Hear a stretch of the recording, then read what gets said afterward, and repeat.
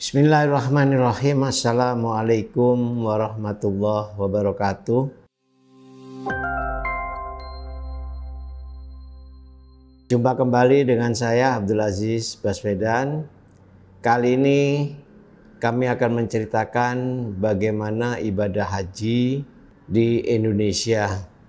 Tentunya ibadah haji adalah idaman seluruh umat manusia, khususnya umat muslim seluruh dunia. Namun kita yang berada di Indonesia ada banyak yang perlu saya sampaikan pada kesempatan ini. Bapak Ibu sekalian, pada kesempatan ini kami akan menceritakan bagaimana caranya untuk beribadah haji. Kita perlu tahu visa itu yang menentukan bukannya Saudi Arabia, namun adalah Persatuan negara-negara muslim, negara-negara Islam seluruh dunia untuk menentukan kuota. Sebagai contoh, kuota untuk 1443 Hijriah yang jatuh insya Allah di bulan Juli ini, Saudi Arabia dengan adanya kondisi pandemi yang sudah menurun, dibukalah untuk jamaah haji seluruh dunia. Dari Saudi sendiri memberikan kuota haji tahun 1443 sebanyak 1 juta jamaah. Bagi Indonesia kebagian sekitar 10%,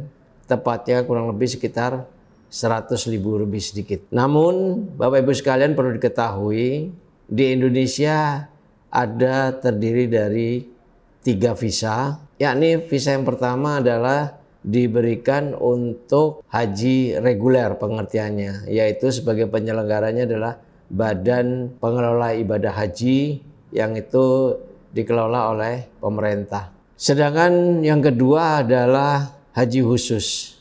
Haji khusus itu masuk dalam kuota yang diterima oleh Kementerian Agama Indonesia sebesar 100.000, maka haji khususnya itu kurang lebih sekitar 10% juga atau sekitar 10.000 jamaah.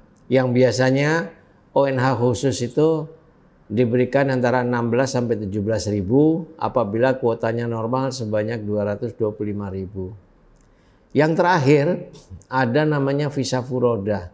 Nah, ini kebanyakan calon jamaah haji ini masih belum mengenali apa itu visa furoda. Visa furoda, visa haji sama dengan visa-visa yang lain. Namun memang biayanya jauh lebih mahal.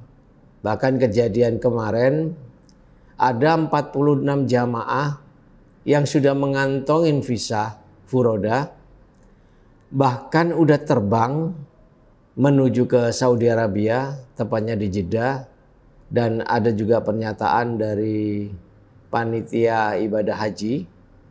Ada 46 jamaah yang sudah mengantongin visa furoda.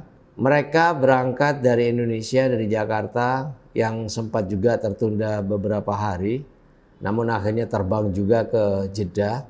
Calon jamaah haji ini akhirnya tidak mendapatkan proses imigrasinya, tidak mendapatkan approval atau bisa masuk ke Jeddah. Di Saudi sudah ditentukan masing-masing negara yang akan mendapatkan visa, baik itu visa untuk haji reguler, kemudian haji khusus, dan visa furoda.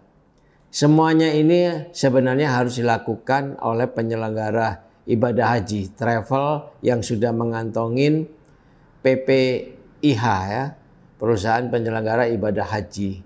Namun visa furoda yang dipakai bukanlah visa furoda yang menjadikan kuota dari Indonesia, tapi menggunakan kuota dari negara lain. Sehingga keberadaan beliau ini calon jamaah sudah sampai di Jeddah, wukufnya gagal karena calon jamaah haji ini harus pulang dengan tangan hampa. Istilahnya ada 46 jamaah yang sudah mengantongin visa furoda dari negara lain, mereka harus balik ke Indonesia. Apa yang perlu kita perhatikan? Ini adalah sebagai pembelajaran buat calon jamaah haji, seharusnya lebih berhati-hati. Karena siapa yang nggak berkeinginan untuk berhaji, lebih-lebih ada tawaran haji tanpa nunggu, ya. Haji bayar sekarang langsung berangkat, itu betul. Namun carilah perusahaan yang kredibel. Untuk itu Bapak Ibu kalau ingin beribadah haji tahun depan dengan visa furoda, bisa menghubungin Al-Aziziyah. Insya Allah kita amanah, insya Allah kita bisa memberangkatkan, karena biasanya banyak orang-orang yang menawarkan atau memberikan iming-iming harganya murah.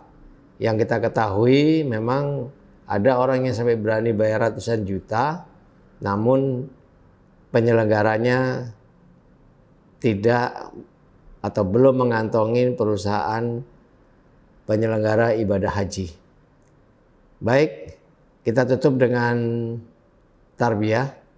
Labbaik Allahumma labbaik, labbaik la syarika laka labbaik, innal hamda wan ni'mata laka wal mulk la syarika lak. Mudah-mudahan Bapak Ibu calon jamaah haji bisa merasakan, mudah-mudahan bisa sampai di Arafah, karena haji itu Arafah. Kita bayar mahal, kalau sampai Jeddah berarti gagal ke Arafah, berarti kita belum haji. Walaupun kita sudah mengeluarkan biaya. Demikianlah, mudah-mudahan bermanfaat. Jangan lupa subscribe, like, dan share agar masyarakat Indonesia bisa memahami bagaimana kalau kita mau menjalankan ibadah haji dengan visa furodah. Demikian, wabillahi taufiq wal hidayah. Wassalamualaikum warahmatullahi wabarakatuh.